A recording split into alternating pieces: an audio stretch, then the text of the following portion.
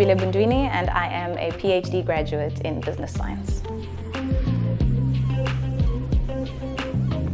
My PhD looked at destigmatizing the cannabis industry in South Africa. Let me look at how we can destigmatize it and change perceptions towards cannabis so that when the industry starts coming up, people are more open to it and sell, buy, create all things cannabis. A lot of South Africans, and I'd say my family, when they see cannabis or think about cannabis, they go, yo, insango, oh, hey, uyabhema. You're studying marijuana? You're doing drugs? And I said, you know, well, it's not exactly the drug itself, but it's more the plant and the things that it can do. They didn't quite understand it until a couple of years later when Cyril Ramaphosa said, you know, we're about to legalize the recreational cannabis industry. And then my parents were like, oh, look at that. Now my daughter's doing this cannabis research, and all of a sudden they're proud now. So I'm glad they got there. So I loved her topic. I think it was fascinating. I'd never done any cannabis research myself. The benefits to understanding the commercialization of cannabis are huge. There's benefits to the government tax-wise, I think small businesses, entrepreneurship.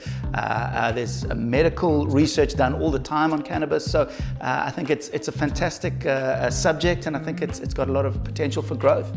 We really need to look at opportunities for job creation. And it's not every day that we get to see the emergence of an entirely new industry. I'm talking a whole industry. There's so many different aspects of the cannabis industry, and then therefore so many jobs that can arise. Nquobile's journey has been remarkable.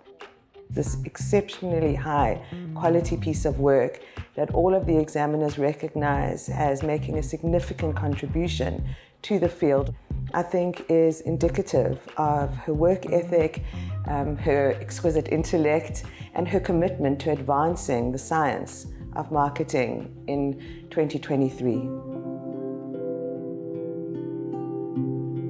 The PhD itself was incredibly stressful, obviously, towards the end.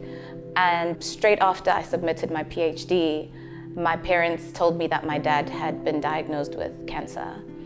And they actually had known 2 months before, but they kept it from me because they knew I was 2 months from submitting my PhD and they didn't want to stress me.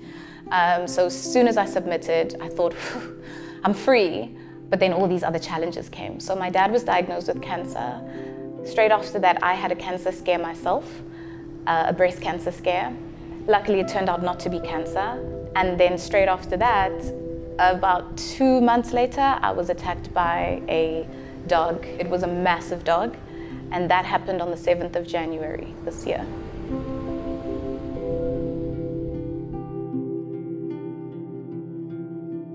It was a near-death experience. The dog was a very vicious, untrained dog, and it managed to sort of maneuver its head through this hole in a fence and tried to go for my neck, but was only able to go for my mouth.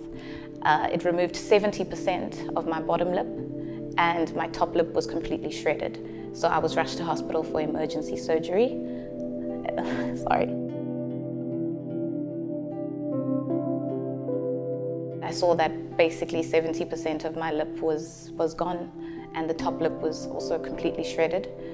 I had a plastic surgeon who worked on me the very next morning.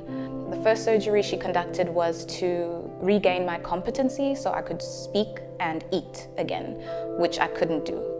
I had to then undergo speech rehabilitation, so I had to learn how to speak again. That was a very difficult period. Had it happened a couple months earlier, just 2 or 3 months earlier, I may not have made it to this point where I'm graduating now. I'm speaking again, I'm lecturing again, and I'm able to show my face again and live again. Life goes on whether or not you want it to, and it's your choice whether you're going to hide under the covers for the rest of your life, or if you're just going to be brave and step out and continue to live, because life is going to pass you by either way.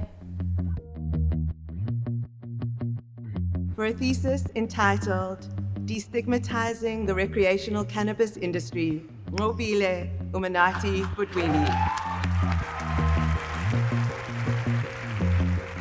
Achieving a doctorate It's not a measure of intelligence, it's a measure of perseverance. It really is. It's just about still getting up when the times are tough. I get up every time I fall. That is it. That's how you get there. You have to go through the downsides, you have to go through the bad things in order to get to the end of it, but you just need to keep getting up eventually. So get up, just get up.